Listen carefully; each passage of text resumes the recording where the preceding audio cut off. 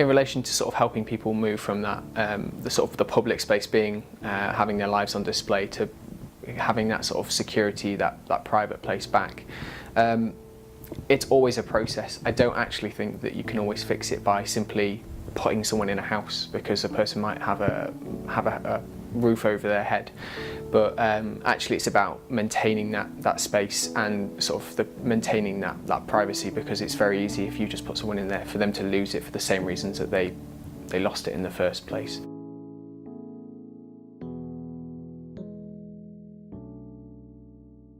Their family and their friends, mostly the connections that you lose, they finally realise, it's like you don't know what you have until it's gone. And yes, it affects their everyday, I can't eat as well, I can't do such things as well, but they realise their friends and their family and their social connections, it damages how am I meant to approach people, how can I make new friends, how to build, it damages their personality in that way. Well, it was last winter, it was freezing cold. I didn't have much clothes on, as in winter wear, and I still got a bit of a smile on my face. I got myself a part-time job at Mint Lane Calf, so that gave me a couple of hours in the warmth, 3 meals, food and shelter, and obviously it gave me a bit of warmth when I left because I put a craft in, and then come night time, because it's coming to Christmas, I got a bit of money for begging, because I couldn't get no money out of the dole or anything, because I had no idea or anything. So with that then, as soon as I raised my money, I'd be in McDonald's. That was the place that kept me warm. And because of mannerisms, I was allowed to stay there. I wasn't, kicked out of McDonald's or anything stupid like that. The odd time I was even had to sleep there. Before I came here, I was in hospital, and I ended up being on the street around here for a few weeks. Originally from London, so quite a way away. When I first come here, I was quite nervous, didn't know anyone. There was a few people that have sort of addictions to different, drugs or alcohol problems. So I haven't got any addictions myself, so I found it quite a little bit scary. But it's taught me a lot about people, I guess, on that side of the fence. I've learnt that there's different types of homeless people, that not all homeless people are scary, or not all homeless people are on drugs, and some of the homeless people that are on drugs aren't too bad either. Bad situations, like not enough support from people around them, is the main issue. And then some people, of course, make bad life decisions, I guess, and put themselves in that situation. It's a tough world, you just got to get up and get on with it. I've had my knocks, I've had my hits, and it's just like, right, do I carry on with this and go blah, blah, blah, or do I actually get up and say, actually, I'm 47 years old, there's still a graft about me, might as well use that while I still can, and work my way out of it, like I have done in the past. Every time I had a problem, I worked my way out of it.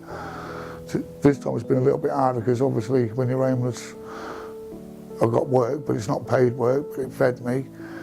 I'm working at the moment, doing bits and bobs, that's not paying, but eventually paid bill will come. Then I can get off this sick, but the doctor turned around and said, no more sick notes in my life. I've gone, what? But he's kept to it, and I'm like, that's giving me more determination to get back into work. I want to be clean, I want to be straight, I want to get in and work, I want a place, I want my daughter back, and that's the only way I'm going to do it. If I don't get my daughter back, at least when the time comes, she sees Daddy clean, like she did when I was there, and she sees Daddy working, and she sees a place that Daddy's got. And that's what I've got to aim for. And it's hard because he's just surrounded by everything. Coming this time of year, my first Christmas away from her, yeah, it hurts.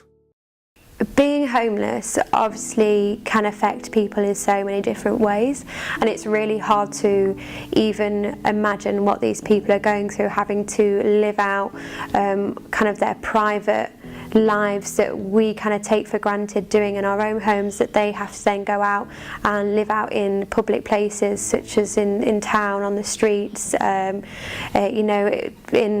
bus stations, wherever they can find shelter, they're having to use these facilities.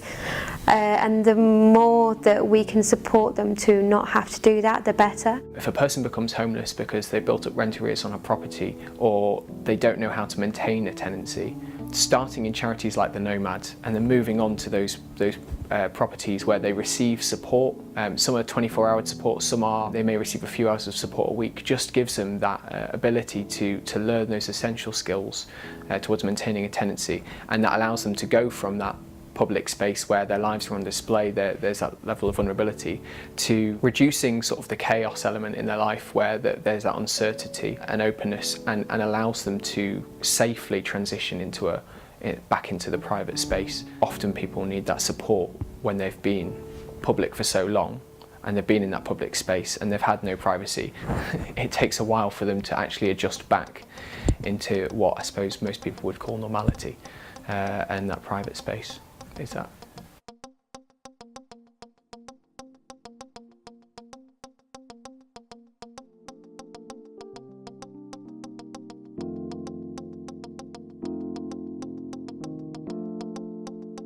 This showroom is needed so badly here, and in the correct place as it is. It needs to stay right here because, well, one, because of the impact we're doing on the homeless, and two, for the location. It's what the facilities that we have here are great for the families who have youths, the families, the elderly who are alone. All the facilities here cater to them, and if we weren't here, they wouldn't have anything else to go to. So they can come down, have a meal with us.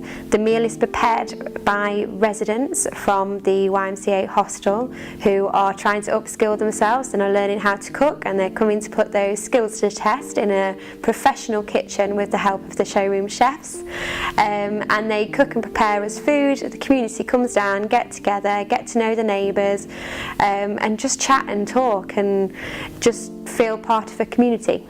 Everything here, if that was gone, they would lose that, and then they won't be going outside much. The kids, elderly would be very lonely. We can cater for so much, and we make so much of profit from it that we give it back to this community again for the homeless. The most important thing is actually remembering, however difficult it may be and whatever perception you may have, if you see a group of people who may look homeless and they're on the street, they may be drinking, they may be smoking, just don't judge them, because you have no idea what they've been through, what they're doing. Do not ignore them.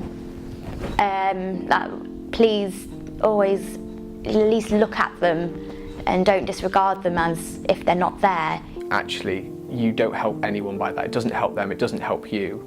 The best thing you can do is treat them like a human being deserving of love and compassion, and changing our perception is the best way to start tackling the problem. Even if they are just asking for change, I know some people think that's impolite, always at least acknowledge and say, no, I'm sorry, I haven't got any. If you don't want to give them that, just acknowledge them, because that can mean such a difference to their day.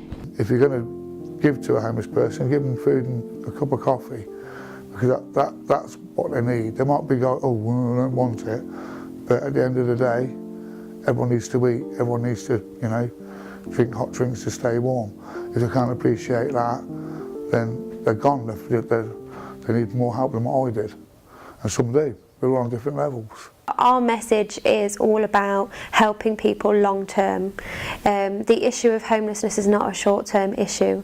It is about a long term journey that these people go through, and we want to support these people by the services we do in that long term aim of getting them off the streets completely and getting them in their own accommodation. So anybody who feels motivated to help and support our cause, please do get in touch and get involved with our project.